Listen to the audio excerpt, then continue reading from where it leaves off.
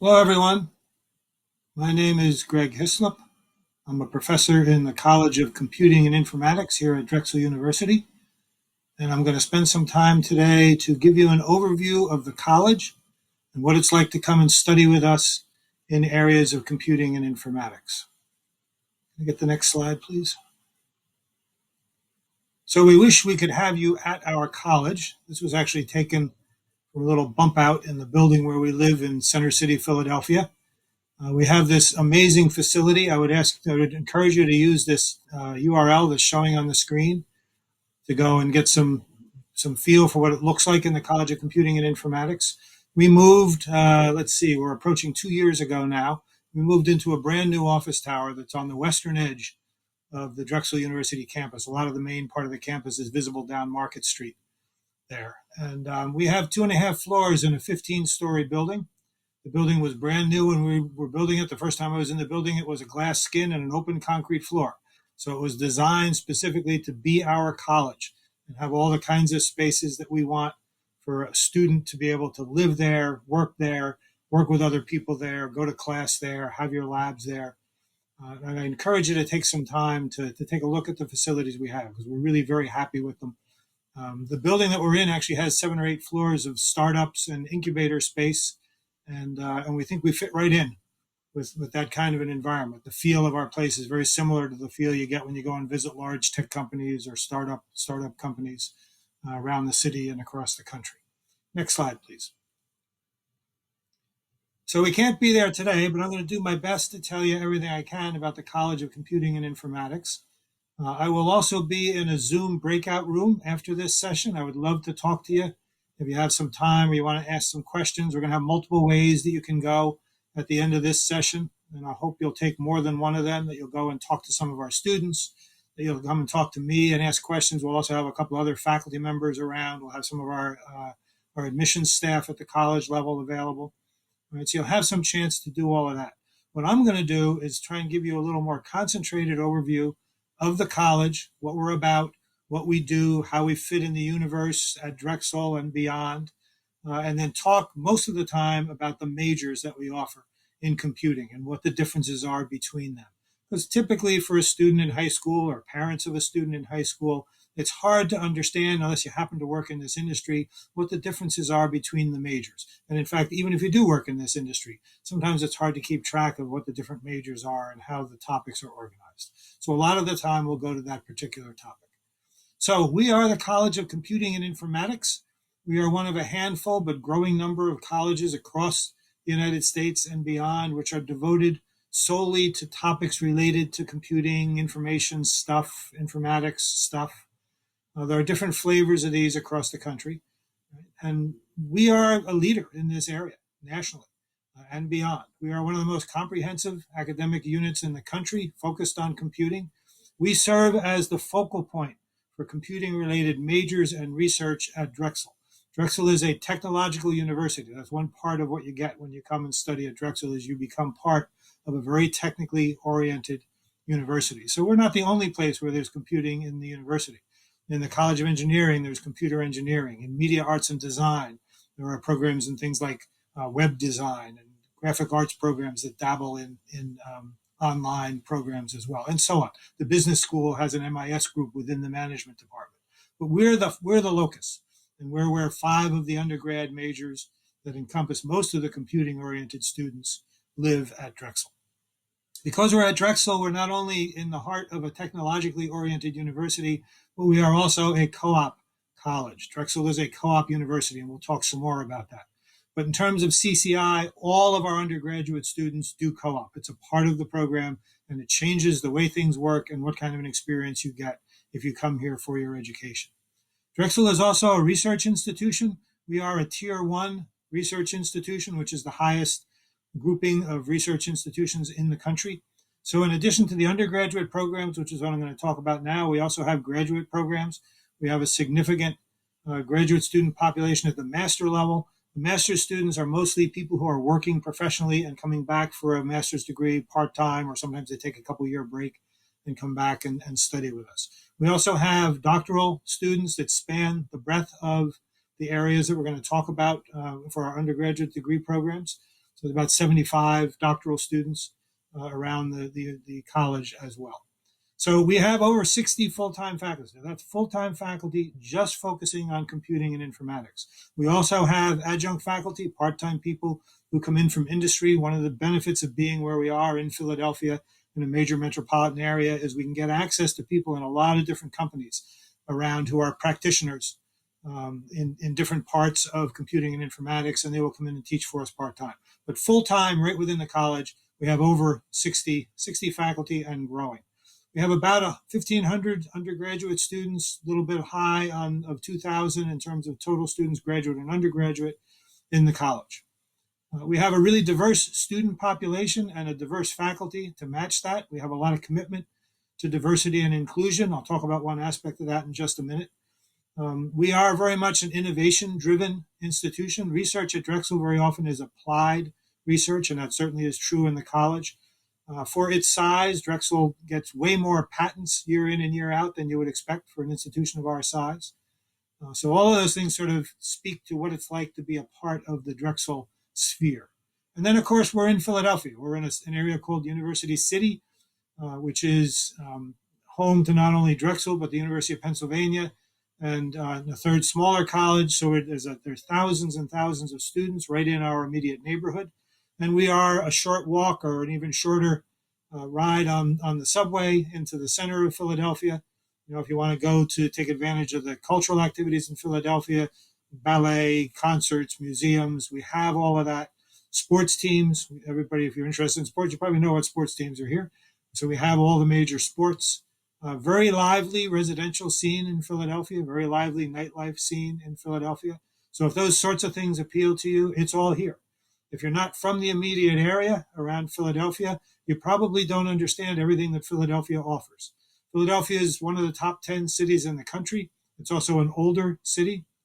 So the cultural and recreational and social amenities in the city are really world-class. And a lot of people that aren't familiar with the city don't really understand that until they come here and live as a student or visit even. They start to get a little bit of a feel for that. Next slide, please. So I mentioned the fact that we are very interested in diversity and inclusion. This has become a very hot issue for us as a society. It's been an issue for us of long standing, though, within computing and within the STEM majors, science, technology, engineering, and mathematics, for quite a number of years, because we are underrepresented in groups starting with women students and extending to other groups that are underrepresented in academia in general. That imbalance tends to be worse in STEM, and some aspects of that imbalance, particularly with regard to women students, tends to be worst of all in computing. So this is a topic that we have been focused on for quite a few years. We have in the last 5 years or so had a very large push within CCI to try and solve the problem of underrepresented groups. And in particular, we focused on women in technology, women in computing. And we've managed to move the needle significantly. We're still low, but we are now a good bit above average number of women, percent of women in our program, our computing programs in CCI, and we're pushing to do more. So if you're a young woman looking at studying computing, I'll say hooray, because we need a lot more of you. And I would suggest you take a close look at CCI, because it's one of the things we pride ourselves in trying to make sure we have room for encouraging, supporting, mentoring, helping women students be successful. And for everybody who's not a woman student, all the guys that are here in the audience, we also believe that by doing that, we help to prepare you better. We create a better environment for you as well as for the women students, and help give you a better outlook and understanding of these kinds of issues before you go out into the workplace, because you definitely are going to need to understand these issues after you graduate and you're out as a working professional. Next slide, please. So we're going to talk about the academic opportunities. That was my brief overview of the college, a little bit about what we are at the college level. What I'm going to do now is focus on the undergraduate degree programs. Next slide.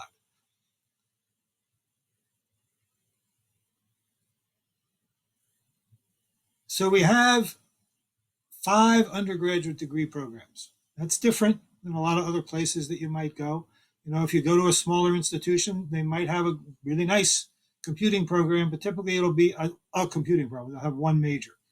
Larger institutions, including Drexel, have started to offer multiple majors in computing. Within our college, we have these 5, as I mentioned earlier. There are also partial or computing-oriented majors in other places at Drexel as well.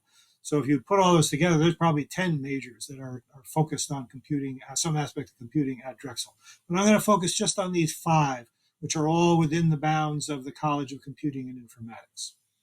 Now I'm going to talk about each one of them. I'll start off, though, with a slightly higher level view. You'll notice we've got them colored. We've got them in Drexel colors, blue and gold. We've got the gold ones around the left side of the slide, computer science, software engineering. We've got blue ones on the right side, data science and information systems. Then we've got the one down at the bottom that's a little bit of gold and a little bit of blue. We're trying to capture one high-level way to separate these majors in your head, and that's shown in the bar on the bottom. The ones that are gold are ones that tend to have more computing theory involved in them, and also they tend to be more programming or technically centric, actually doing hands-on tech work of one flavor or another. The ones on the blue side tend to be more applied. They're about using technology to meet needs. So they're about computing applications. They're about understanding the needs of a client who needs to apply technology and helping them to be successful in getting a technology solution. So that's one way to think about it. More theoretical, more programming heavy on the gold side, more applied, more client and organizational centric on the blue side. So that's one thing. What I'm going to do now is I'm just going to go around the circle. We got a couple of slides for each one of these 5 degrees, and I'm going to talk about each one of them. I'll show you a version of this slide back at the back end of that, so you can get a way to wrap up again and get in your head what these majors are. So next slide, please. We'll start off with computer science. In some ways, computer science is the root discipline for everything we do in computing and informatics. It's about the oldest in terms of an academic major. Information systems emerged at almost the same time, but computer science certainly is a root of what we do. Computer science is the science. It's where knowledge is created about computing. That's what science is, right? Same as physics, chemistry, and so on. They are about creating knowledge in those different areas. Computer science is about advancing the knowledge of computing.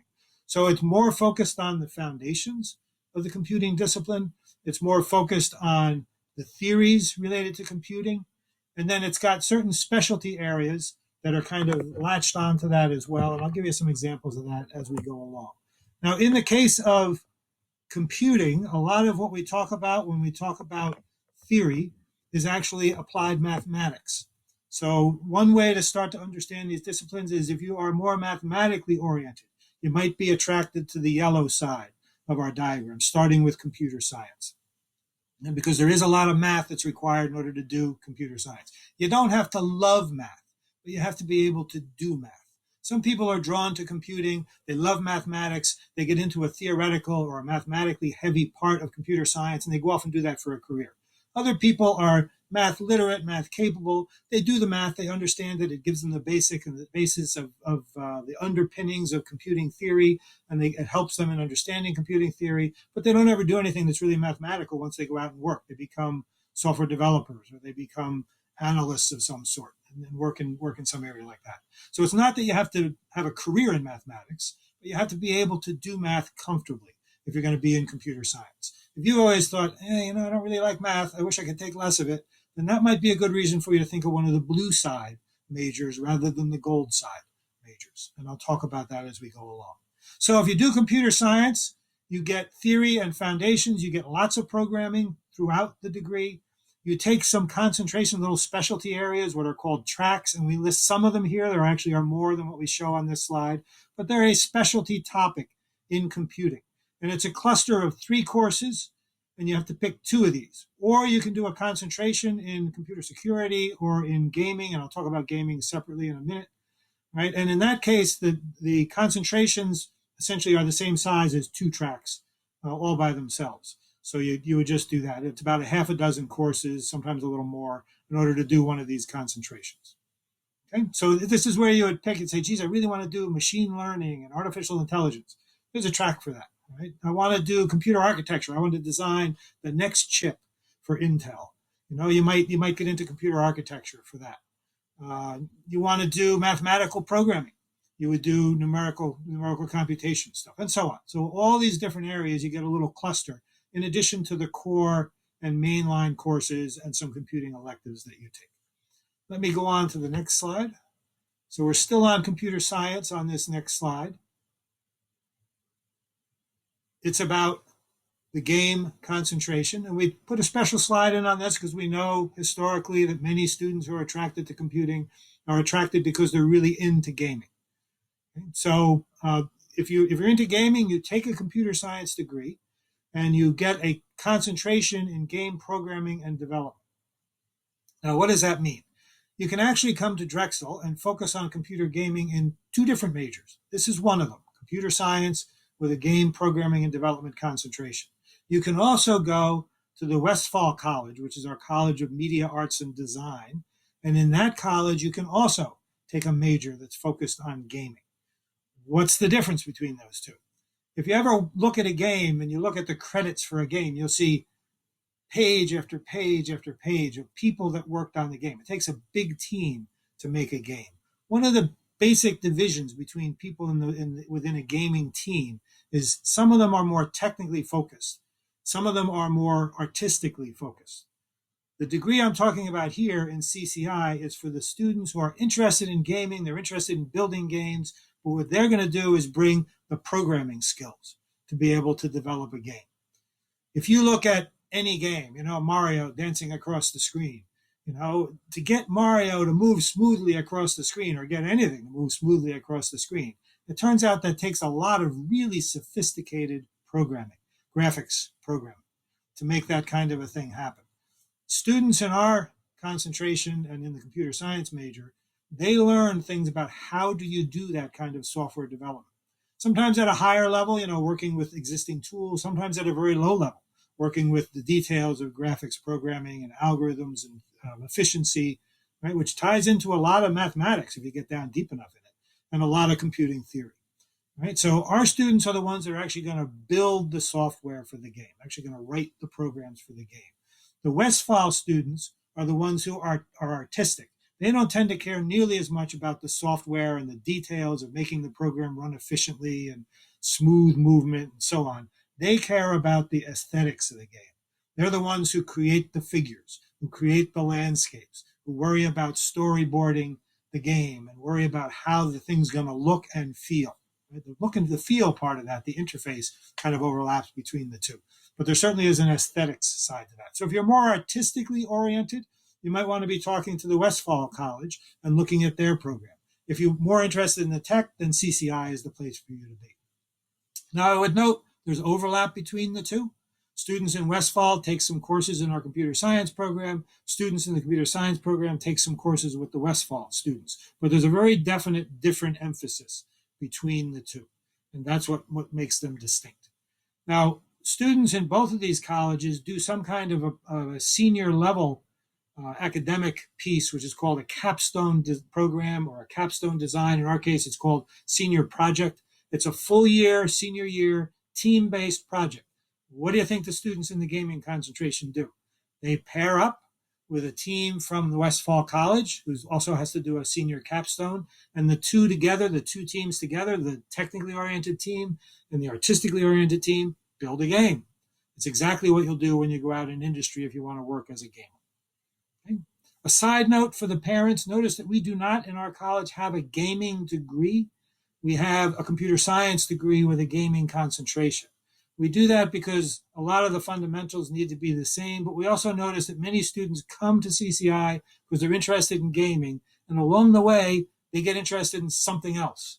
They're interested in artificial intelligence for games, and all of a sudden they realize there's all these other things in artificial intelligence that aren't gaming, and I really like that, and they go off in that direction. So we make the degree a computer science degree because it gives students more, a more obvious foundation for a full range of computer science jobs after they graduate. Many students do come in, do the gaming concentration, go off and work in a gaming studio. Many others do not. They change their mind, stay in the program, but they get interested in something else. Okay, let's roll on. So that was computer science, right? We're starting on our yellow side of my initial diagram, so the theoretical ones. The second one that was on the yellow side is software engineering. Now, why do we have software engineering? as a separate major. Many schools have computer science, they don't have software engineering. Why is that? Why has that split off as an area of focus? It turns out that building software is really hard, especially building software on time, on a predictable budget, and winding up with a product that has a predictable level of quality. And if you know anything about engineering, that's exactly the kind of issues that engineers worry about. So decades ago, way back in the 1960s, when before there really was much in the way of academic programs related to computing at all, the early people who were trying to do computing realized right then that they had a problem. They weren't very good at building software. They kept running over budget, running over schedule, and winding up with a product that didn't do what they wanted to do or that didn't work very well. It had a lot of defects in it. And some of them had been trained as engineers. And they said, hey, what we need is the kind of discipline that other engineering has, that, you know, a civil engineer or an electrical engineer would get in their education. We need that mindset, something that's sometimes referred to as design under constraint, for example, right, which has to do with creating a product, but doing it on a fixed schedule at a fixed cost.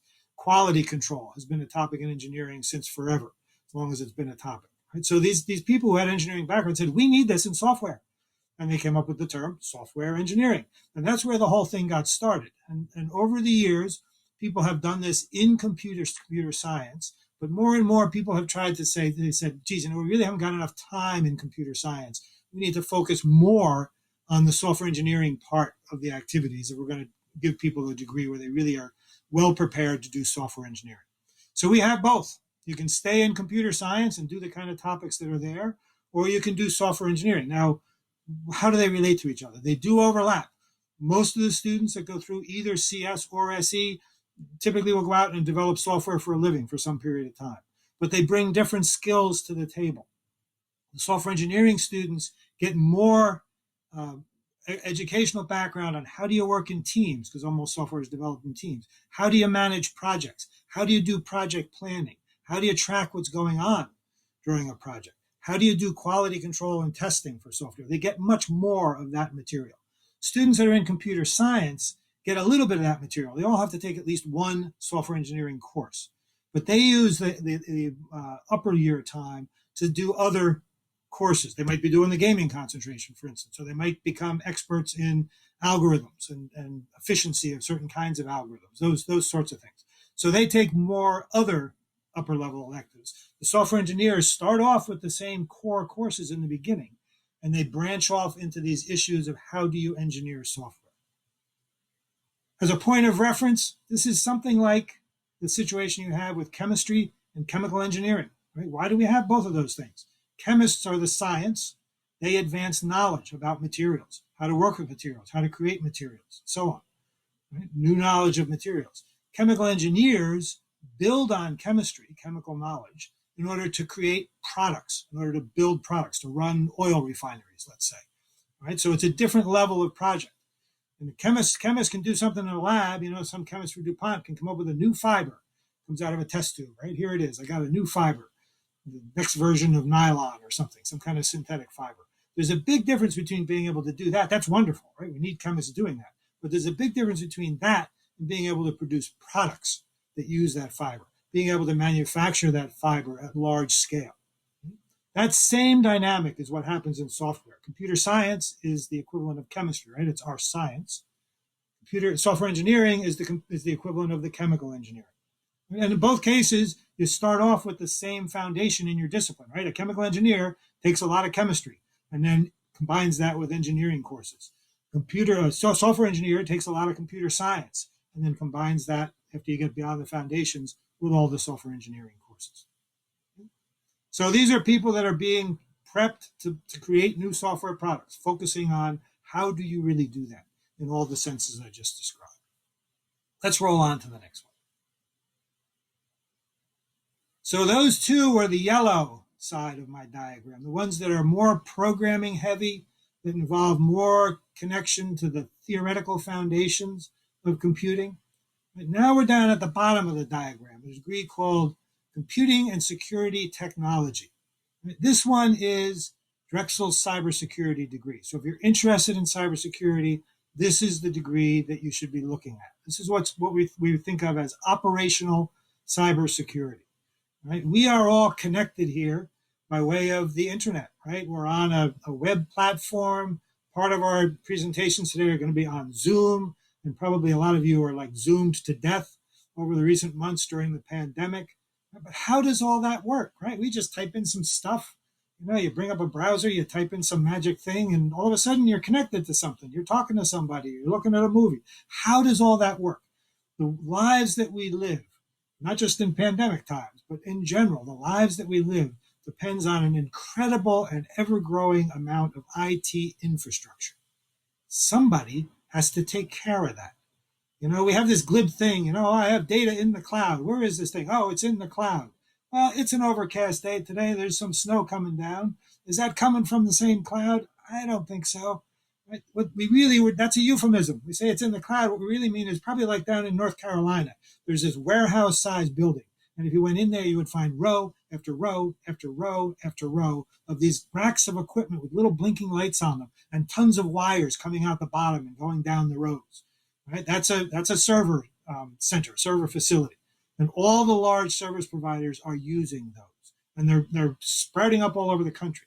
If you're a large corporation, in town, you're a Cigna or you're a Comcast or any of the large corporations in town, they very often have their own data centers like that. Somebody has to be taking care of all that infrastructure. And so this is about networks. It's about servers. It's about databases. It's about web servers, those sorts of infrastructure pieces. And if you're going to take care of those pieces, you also have to be worried about security, because whatever you own in IT infrastructure, somebody is trying to attack it. So all those tie together, which is why we call the degree computing and security technology. You got to have those two sides of the equation. And we want to be really clear about what that's about. Right? So the infrastructure areas, right? I always like to talk about this degree as an inverted Y. You start off with a core piece of the degree where you learn the basics of infrastructure. Right? So you learn about networks and servers and databases and so on. Right? And then you also learn about security. Everybody gets both of those. Right? And then as you get into the more upper level courses, you pick a concentration, either on the technology side or the security side. And if you look at those concentrations, in fact, you get a little bit of technology and a little bit of security in with whichever way you go, as you branch off into those two. But you start to focus more on the infrastructure technology side, or you start to focus more on the computing security side as you go through the degree. So what is this? When I say take care of the infrastructure, it means somebody has to manage that infrastructure. Somebody has to plan it. Somebody has to be monitoring it as it operates. Somebody has to deal with problems that occur in the infrastructure. Somebody has to be planning the next upgrade. There's just a huge range of technical tasks, technical management tasks that have to happen to take care of that infrastructure, keep it up and running, and help it to grow, because it's always growing. And as I said, if you own any infrastructure, or you're responsible for any infrastructure, it's getting attacked every day. So security is absolutely an essential part of that degree. Let me go to the next slide. So a piece of what we do in the CST degree, we have something called the Drexel Cyber Core. We're Cyber Core for Service is the full name. And what it is a program we have. We've been connected to the federal government. Drexel is what's called the Center for Academic Excellence in Cybersecurity. We've had that designation a long time, over a decade now. We also have a designation for excellence in cybersecurity research. And as a part of those kind of affiliations, we participate in this program, Cybersecurity for Service, Cyber Core for Service, rather, where students in the last part of their time at Drexel apply for and may be awarded a scholarship where they get a couple years tuition as a part of this. They get a stipend actually as a part of this. And in return, they agree to use their last co-op cycle to go and work for a security agency, a government security agency. And then they agree to put a couple years into a security agency after they graduate as a part of that workforce. So that might be something that's of interest to you. The more general point here is just we are well connected to the national cybersecurity community. Right? So if you're interested in cybersecurity, particularly hands-on operation, what we think of as operational cybersecurity, doing the actual work of cybersecurity, CST, Computing and Security Technology, is the degree you want to be looking at. Let's go to the next slide. Alrighty, so now we're on the blue side of my diagram. And so less focused on heavy-duty programming, less focused on computing theory, and more focused on how do you meet the needs of individuals and organizations. So how does this work? IS emerged almost the same time as undergraduate computer science degrees. It's been around for quite a long time. And it emerged because there was a problem. We started to have computers available. And first it was just the government using them. And then businesses got interested in computers. And they started trying to figure out, how do I use this thing? How can we help our business with this computer? And they end up often with two groups in a room trying to figure out how to meet a technology need. You have people who are very technical. They understand how to make the technology do stuff. And you have people who are the business people. They understand the business. They understand the need. They understand how the business works in detail. They don't talk to each other so well. Right? They tend to speak different languages, and there are communication difficulties in spanning that gap. This is where students who major in an area like information come into play. They take a technical degree. This is a technical degree. So you look at the required courses for information systems, you'll see all these technical topics: systems analysis, database design, programming as a part of it, right? User experience design, all these technical topics. Right? That's the heart of the degree. But they are also trained to deal with solving problems in a particular area. If you do an IS major, you are required to do a minor in addition to your major. Typically, then most commonly, students do a business minor because that's where they tend to wind up going to work. And the idea here, of course, is you get a technical major, you combine that with a business minor, that gives you a leg up to be able to go out into industry and talk to the people in industry, understand their world, their language, their problems, but then be able to talk, because you took all those technical courses, be able to turn around and talk to the people who are software engineers and software developers and make yourself the bridge between those two worlds. That's the heart of what students that are interested in information systems do. So you do get to program, and some students go off, they get so interested in that, they end up going off and doing a fair amount of programming. More students in information systems learn some programming in school, then they don't wind up doing a lot of programming in industry. They wind up being this go-between role, being, sometimes they're called systems analysts, financial analysts, technology planners, technology strategists. Those sorts of jobs are what these students tend to end up in. We do get one sub area that we get, or a couple sub areas we get. Sometimes students get into how to organize the data for an organization, and they become database architects. And they work strictly on what kind of data do we need to solve our problems, and how do we keep that, and how do we manage it, and so on. There's a whole set of questions there that we see IS students work their way into. There's also something called user experience, sometimes called UX, or in academic terms, it's referred to as human-computer interaction. It has to do with how people and the system interact. So this is the problem, on your phone, you download some app and you start it up and you don't know what to do. Or you see some button and you think it does one thing and you push it and it doesn't do that at all. It does something else, right? User experience designers are people who are trained and work to try and improve the experience a user has, just what the name implies, the experience a user has when they interact with the system, to make it obvious, to make it intuitive, to make things so that people can get done the things they want to get done with the application, and do that easily and in a way that's kind of fun and pleasurable instead of annoying and difficult and error prone. And so because that's kind of on the boundary between understanding technology and understanding the user's world, we see IS students wind up in that area as well, doing user experience design. Okay, so that's information systems, bridging the world between the business side or the application side and the technical side. Let's take one more. Data science. This is our newest degree program, the BS in Data Science. So you may have heard terms like data analytics, or you may have heard a term big data. Right? This is the degree that's in that area.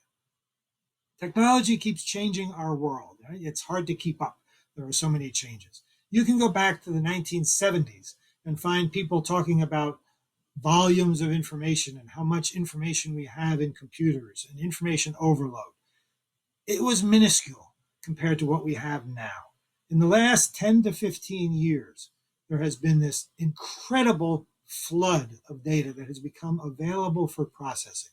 And just to take a couple of examples, one of them, of course, is social media data.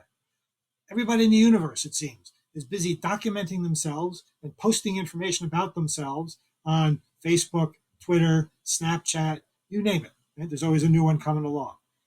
All the corporations in the world are salivating about that data. They want to mine it. They want to use it to find customers. They want to use it to understand their own customers better. They want to use it to improve their products. Just need after need after need. Right? Doing that is a whole different kind of problem than the sorts of computing problems we were solving 20 or 30 years ago. They had big volumes of data, but it was much different kind of data to deal with. The data that comes off of Facebook, for instance, doesn't have any particular organization. So you need special techniques just to be able to find the interesting stuff. The volume is so large that in spite of how fast our computers are, in spite of how much data we can store inexpensively, being able to deal with this volume of data is still a problem. And so there's a whole world there of processing social media data that data science deals with. There's a corresponding world that relates to science and engineering data.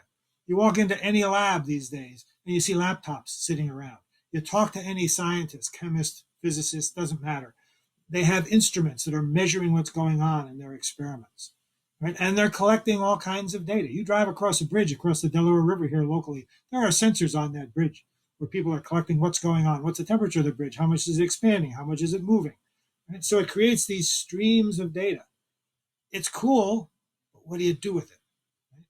This is what big data is about. It's figuring out how to process that data. It requires some new statistical techniques or application of different applications of statistical techniques. It requires some new data processing techniques, programming software techniques related to databases, data visualization, data mining. Also things like AI and machine learning figure heavily in this area. And there's enough demand for people in this area that some years ago we started a degree. We now have a bachelor's and a master's. Students that are learning, they get a lot of courses that overlap, some with the computer science people, some with the information systems type stuff. But they get their own courses that focus specifically on how do you deal with big data and data analytics. That's what this degree is all about. Now, again, because this is about solving problems, finding useful information in tremendous volumes of data, you need to understand a problem area where you might work. So just like the IS degree, students in the data science degree are also required to take a minor. Most often it's business, but it could be something else. If your dream is to work with a team of biologists and process data that's collected from sensors out in the wild in order to understand animal behavior, right? You could do the data science degree as a major and do the biology degree as a minor, and then go work with a team of biologists. Right? So the choice of majors here is up to you. An advisor will sit down to you and talk about, well, why that minor? But if you have some idea why you want to do that minor, great, it works. And then we try and prep you to be able to solve problems in that particular area. Okay, we do the next slide. All righty, so wow. All right, at this point, you've just heard me rattle through 5 different majors, all computing. And you just know, well, I like computers, I think, and I'd like to major in something about computers, and I've just given you more options than you ever dreamed existed. So what do? Well, one of these may resonate with you, in which case, that's a good reason you can talk to us some more, or do a little more reading.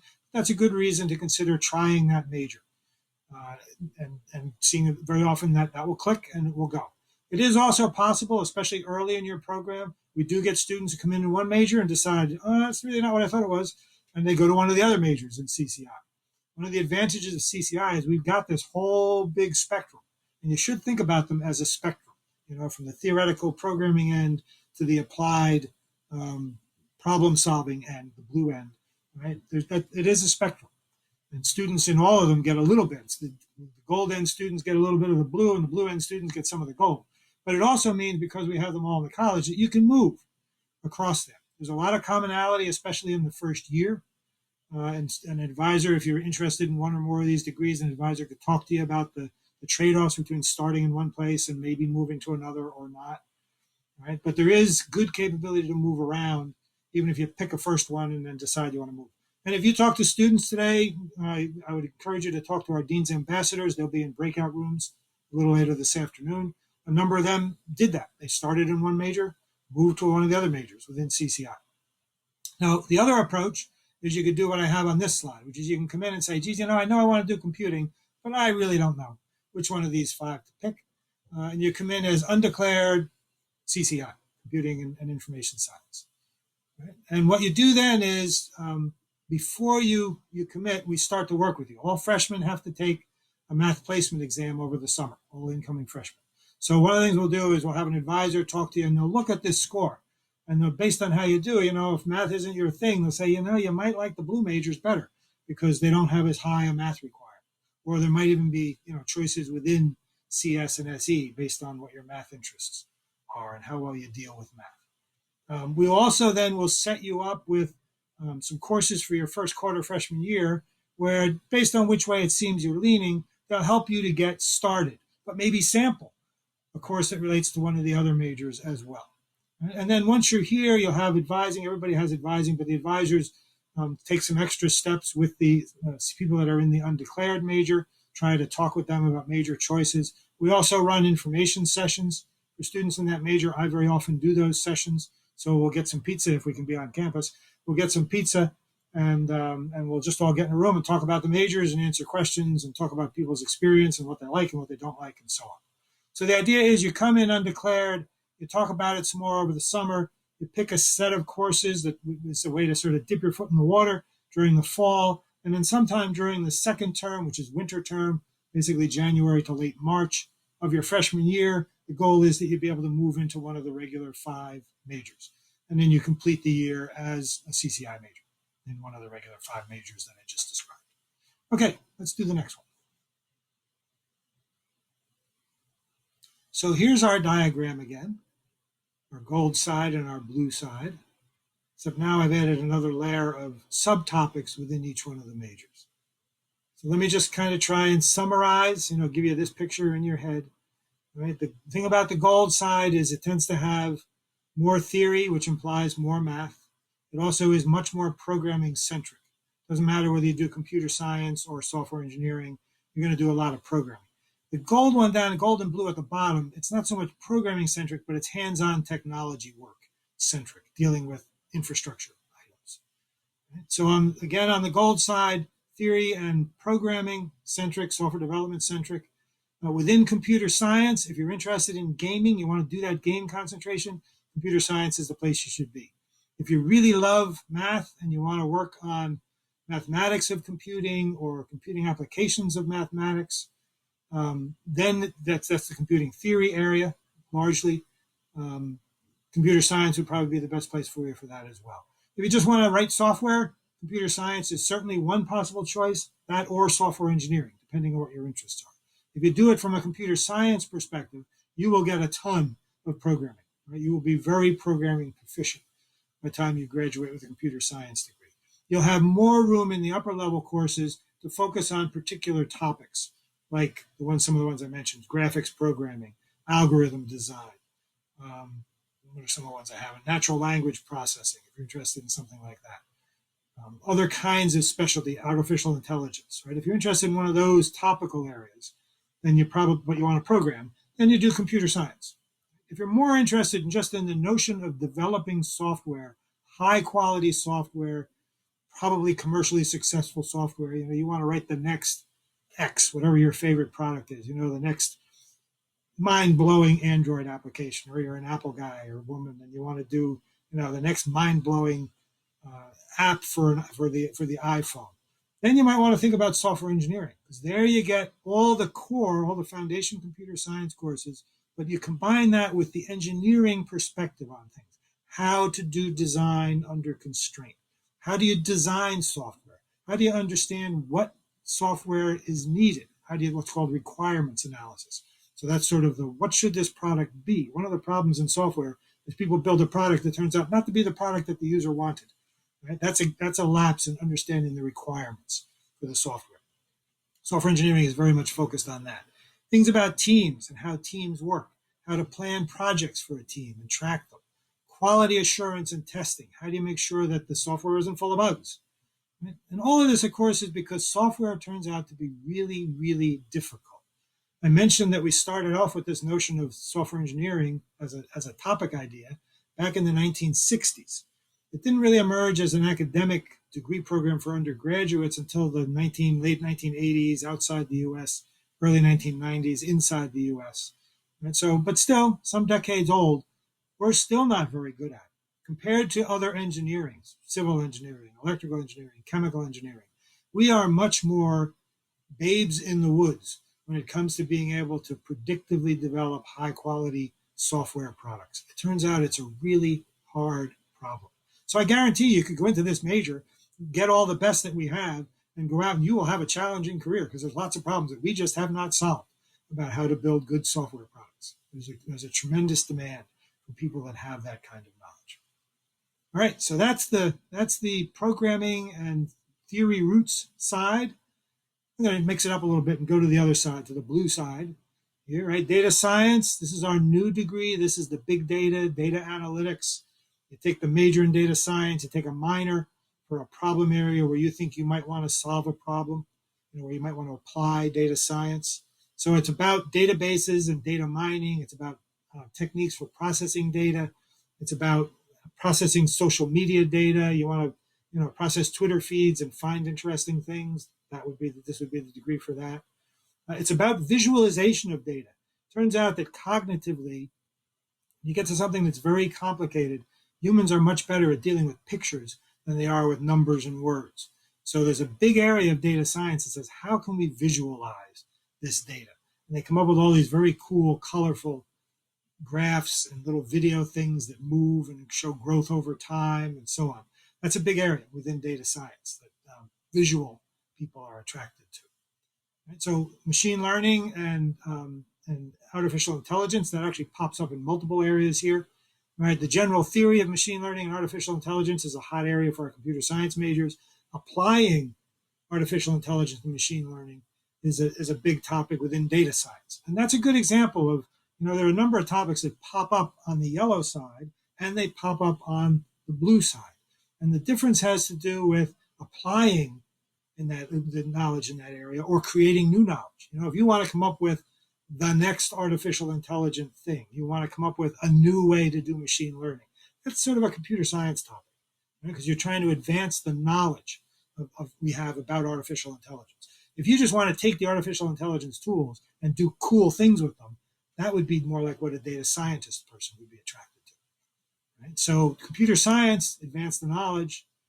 Data science, apply that knowledge to solving people's problems. And information systems carries that along as well, where you learn about the technology, but it's much more about applying technology to solving people's problems. Right? So information systems, broader, and there is overlap. You get information system students who wind up like minoring in data science or taking data science courses, and they go in that direction, and the reverse of that as well. But here we're dealing with, most of these students tend to wind up at an in-between job, where they deal with the people who have the problem and need the technology, and they deal with the people who develop the technology and provide the solution. And they sit in the middle, understanding the client's language and understanding the technology developer's language and being able to act as a go-between, to study the system need, write a specification, say, hey, here's what they need, here's in detail, here's how we can describe the problem, and then working with the software engineers or computer science majors to figure out how to build a solution that meets that specification.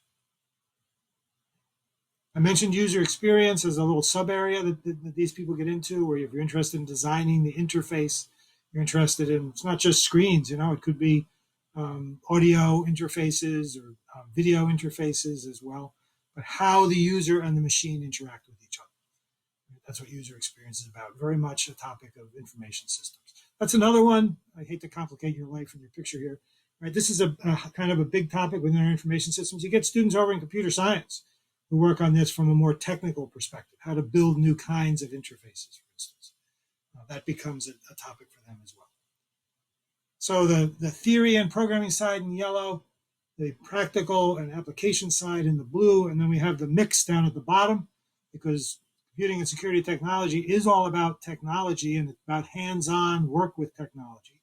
It's not programming so much. They tend to do a little bit of programming, but most people in CST don't end up as programmers. They end up as people who manage infrastructure, the servers, the databases, the networks, and so on. Right? But they're very hands-on in doing that. They're working with those technologies. They're working with tools and dashboards in order to manage, plan, monitor, upgrade, right, debug, and defend that infrastructure. So people who do management and administration of infrastructure, that's where the CST students go. People who take care of security, right? We get students who are the protective side, right? Helping a corporation defend itself against attack. We also have students who go out and work for consultants who provide a service where they try and attack people. It's not, I've had this experience more than once where I'll talk to a co-op student, they're a month into their first co-op and I'll say, what are you doing? They say, oh, I'm attacking corporations, that have been hired by my company in order to try and break into their systems. And they always have great stories because they almost always break in, and they talk about things that they saw, never name the corporations, of course, but things that they saw and what kind of break-ins they were able to do. So anything related to penetration testing, that's called, to the black hat or white hat, being on the side where you try and attack organizations in order to help them find their vulnerabilities, or being on the white hat side where you try and defend organizations against attack. All of that is part of where our CST students end up in the security area. All right, so that's the 5 degrees. I will be around. Normally, I would allow some questions on this. One of the disadvantages we have today with this platform is I can't really do questions as we go along, but we will have these breakout rooms. There will be students in some of the breakout rooms who are in these majors. Ask them about their experiences, ask them about their co-ops, and so on. Right? And also, you can come and talk to me about the degrees and what you study and those kind of things, or we'll have a couple other faculty members around as well. Let me go to the next slide. So you decide to come to CCI. Maybe you're still undecided, or maybe you've picked a major. Whatever it is, you're going to come and you're going to be a first-year student in CCI. You'll be in, that's a classroom at the top. That's our drop-in hangout center and tutoring center shown at the bottom. Right? What will you actually do in your first year? You'll take a placement exam before your first term. That'll help to decide what kind of math you should start with. You'll get introductory coursework in your major, whatever your major is of the 5 majors. All of the majors take some programming courses in the first years. They tend to be, for software engineering and computer science, they tend to be more mainstream software development programming. We're currently doing those in Python. And then the students go into Java in the next year. On the IS and information systems and data science and the CST students, they tend to take courses that are more oriented toward web development and what's called scripting programming, which is handy for them because they tend to want to do little programs that like munge some data for them or something like that. So the programming courses are kind of tailored to the major that you're in, but everybody gets some. You get a university-wide course, which is taught by our advising staff. CCI has a professional advising staff dedicated to our students, right, called University 101. We start to help you get ready for co-op. We give you a civic engagement experience where you go out and get some exposure to some kind of a service project in the community. And we also do many things that help you build community with your fellow students by meeting some faculty, getting to know some of the staff, and so on. You also, for everybody in the college, doesn't matter what major, you do what's called the first year design sequence. In the fall, that's a series of lectures and labs that are designed to give you a little bit of exposure to each one of the majors, what kind of things the students in this major do, and so on. And then in the second 2 quarters, from January through June, you work in teams and you build a product. Now, you might be sitting there and thinking, I can't build a product. I'll just start it out. We get you there. And the teams do some really interesting projects over that amount of time. It gives you a first team experience. You're going to have a lot of those while you're in the degree program, and it gives you a chance to do something that's kind of fun and interesting. Now, I mentioned the fact that you might think I couldn't do that as a freshman. Let me make one little pitch while I'm thinking of it. Don't be intimidated by CCI and all this text babble that you're hearing and all these different majors. Don't be intimidated if you know that somebody else is looking at Drexel and they've taken 6 computing courses in high school, or they've been programming since they were in 3rd grade. Don't let any of that intimidate you. Right? Most students coming into undergraduate degree programs in computing have no computing background in school. There's a growing number of high schools that offer CSAP or some other course, but still the majority of high schools do not. And even if they do, it doesn't really put the students that much ahead of where you will be when you arrive. If you get into Drexel, and congratulations for all of you that are accepted students, it's an accomplishment to get in. We are a selective admissions school. If we have accepted you, we believe that you are fine for being able to do our majors. And we know that you may come in with lots, a little, or no formal background in computing. The curriculum is built for you to be able to be successful no matter where you are. So don't be intimidated as you approach the major. All right, you'll also get some sort of standard general education courses. You get a little math, you'll get some English.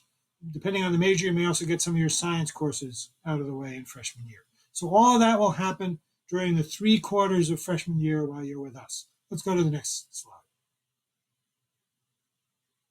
You also join a community. As I just mentioned, we have a team of professional academic advisors. They are our advisors that are dedicated to our college. They understand the ins and outs of these different majors. So if you get here and you picked one of the majors and major A, and now you're thinking, I don't know if major A sounds like major B is better for me. You go and talk to an advisor, and they can help you sort out the trade-offs and ins and outs of one major versus another. We have peer mentors. The Dean's Ambassadors serve some of that function as well, so some of those students are available. You can also, if you're still trying to decide, you can email one of those students. They're all on our website. Email them now and start a conversation. Hey, what's it really like at CCI? What's this major really like? And they're happy to talk to you. We have a cyber learning center. That's the drop-in space that was in one of the pictures on a prior slide, where we have tutors available for all the intro courses and many of the upper-level courses as well. It also serves as a space where you can go in and just work. It's got, you want to borrow a laptop because you left yours at home or something, you can borrow a laptop or sit down at a desktop machine and work on it. It's where a lot of our students hang out. We also, as I said, have this 2.5 floors, which we built to house our college. So there's lots of student workspace. All along the hall, there's little rooms that we call pods, little glass wall. Inside, there's a little table that'll hold 2 to 4 students. Students go in there and study all the time. I'll come in at 7 o'clock in the morning, I'll find a student sitting in one of these little pods studying for a test that's coming up that day. All right, there are conference rooms that are available.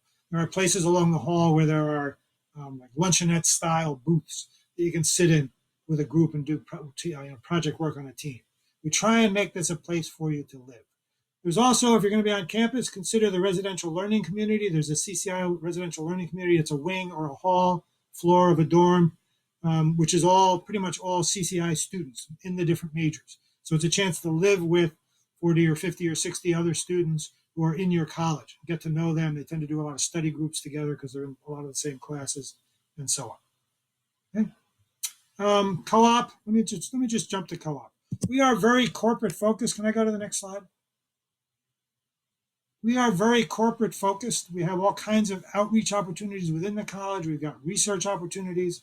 We are a major university, too. I haven't mentioned this because I'm focusing on the college. As you start to understand Drexel, look at all the student organizations. If you're interested in something, we've got it.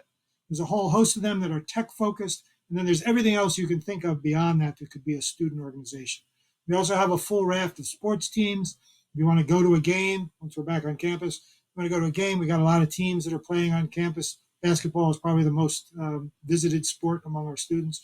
We've got fraternities and sororities. We've got study abroad. We also have co-op abroad. Let me go to the next slide. So this is about co-op. Co-op is one of the things you want to understand. Next slide.